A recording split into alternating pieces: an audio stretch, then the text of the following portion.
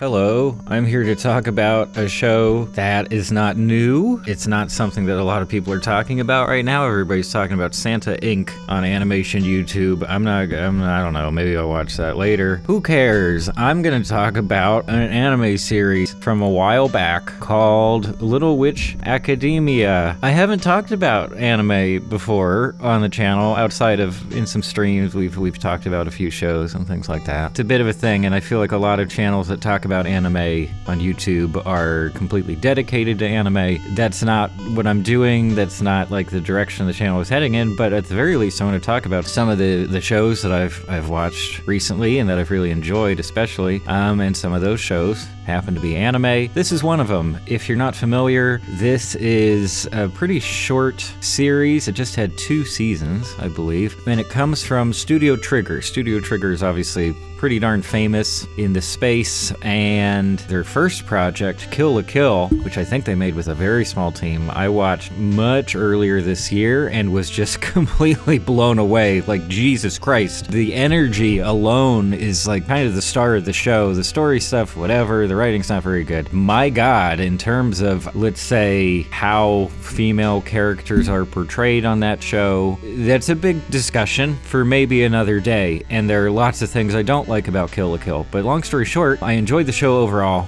Mostly just the sense of energy and the visual craziness, the visual variety that was going into it. Just the very different approach, even to just backgrounds and action. Basically everything. It just felt so fresh to me. And so from there, naturally, and I think a friend mentioned, oh yeah, Studio Trigger, they also did this show Little Witch Academia, which is also on Netflix for the moment. So why not? I checked it out. Overall, had a pretty good time. Now, one thing is that I just talked about how much crazy energy and visual flair they had in Kill la Kill. A lot of that is absent here in Little Witch Academia. You do still get some crazy action stuff, set pieces. For the most part, it's a very calm show. It's a very, I would say that it skews younger in terms of audience. I don't know who actually watches the show the most, but yeah, it feels pretty low-key, and it definitely feels very similar to something like The Owl House, which I believe came a decent bit after, but shares many similarities with Little Witch Academia. So I don't know how much cross-pollination, let's say, was happening between the two. But one huge influence on Little Witch Academia that you just can't ignore is Harry Potter. Yeah, it's set in a magic school, an all-girl magic school for young witches, and the school's running out of money. The authority figures are typically not very good at like protecting the kids. It's not the most creative setup. It's not the most original setup to a show that we've ever seen, but it works just fine, and I think the show does quite a bit to set itself apart from some other properties and other influences. And I would also say that this is maybe an important point to bring up for some viewers, but like I do think that Little Witch Academia is a pretty decent gateway anime. It doesn't have the completely insane, convoluted storytelling of some, and it didn't run for 25 years like other series. There isn't like a huge amount of lore to catch up on or dig into. You have a pretty basic setup. You have your main cast of characters, and then eventually you have your big bad who they need to fight because they're bad and they want to do bad things. There's a very clear sense of morality in the show, pretty easygoing, and in fact I would even say that Little Witch Academia is really great to just have on in the background. It's very pleasant to look at. It's also very pleasant in its music. I was kind of shocked by how good the music is in this show, and I don't think that they actually composed that many different pieces of music for the show. You notice a lot of repetition, but while that would normally kind of annoy me, I think that the pieces that they did compose for the show, they work really well for multiple replays, multiple usage. Yeah, it's just really warm, fully orchestrated stuff. It definitely sounds like everything was played on live instruments. It doesn't sound like Cubase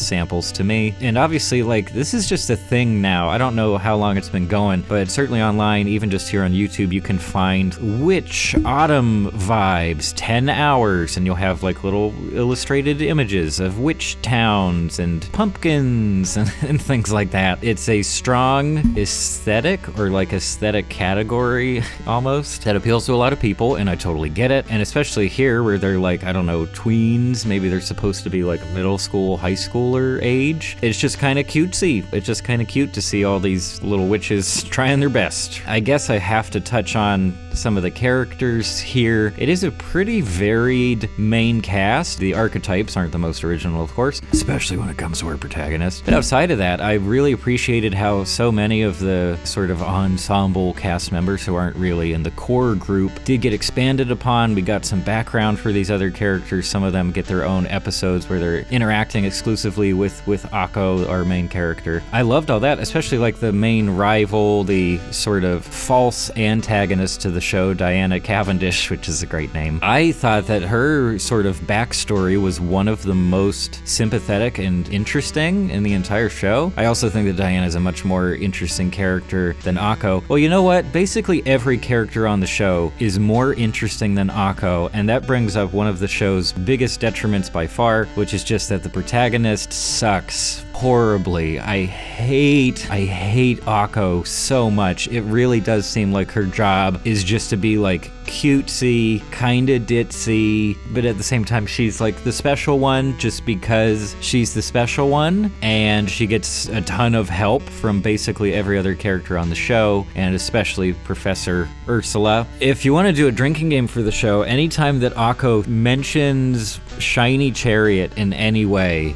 go ahead and take a drink. You'll be dead by the end of probably episode 2. She's one note throughout the whole show. I never really felt like she was actually learning anything or progressing as a character, and in fact, after she starts learning like key lessons, be patient, you have to be careful when you're proceeding with certain things, and then after she supposedly learns these lessons, other characters will point out that same episode or like the next episode, she's just doing the same stuff. She doesn't seem like she's learned anything or changed in any positive way. I hate Akko so much. And yeah, like I said, basically every other character here is so much more interesting. You have Susie, Lottie, who has a wonderful episode. Oh my gosh, Lottie's episode with the book series and everything. And what a delight. And also, that's another little interesting tidbit that I'll touch on for just a second, is that the show kind of delves into like cyberbullying and the negative effects of social media stuff, online interaction, which was neat. I thought it was interesting that the show touched on that stuff. I thought they said some pretty basic but positive and helpful things about the role of social media and online stuff in our lives. Akko's inclusion and her role at the very center of the story throughout the show is definitely a negative for me. Just hated it. Wow. And then one of the other negatives, and I don't know if people get mad at me for this or what, or if they would disagree. It's certainly an arguable point, but I feel that the way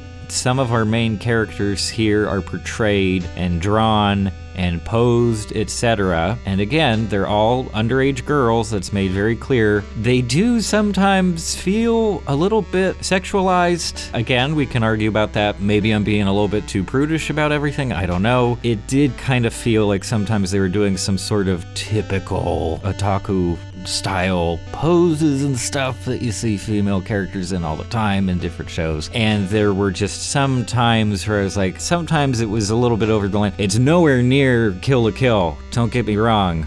Oh my god, is it bad. But otherwise, yeah, that was definitely a sticking point for me. It did creep into my viewing experience a little too much. I was like, I don't know about this. It feels a little bit uncomfortable. But otherwise, I mean, yeah, the storytelling is fine. It's nothing phenomenal. It's pretty predictable. Obviously, it has its influences. Although the big villain, I guess I won't spoil who it is or anything, but their motivations did seem somewhat novel, and they were somewhat sympathetic. It's completely fine. It's a very pleasant show. Like I said, it's an easy watch, even for people who aren't especially invested in anime. And also, this is an outsider's opinion. I'm not deep into anime. I don't watch every single show. Or Hunter x Hunter. People really like Hunter x Hunter. Maybe I should check that one out too. But I think that's about it. Yeah, I just wanted to share some thoughts on the show. Like I said, it's still on Netflix for the moment. They're branding it as a Netflix series, even though it wasn't produced as a Netflix series originally. So hopefully it'll be on the service for a good while, so that anyone who wants to check it out there can do so. Yeah, I think that's about it. But do you care about the show at all? Is Kill la Kill more interesting to talk about? I'm sure I'll be getting recommendations, so go ahead and throw those out there. But that's it for me. Thanks for stopping by.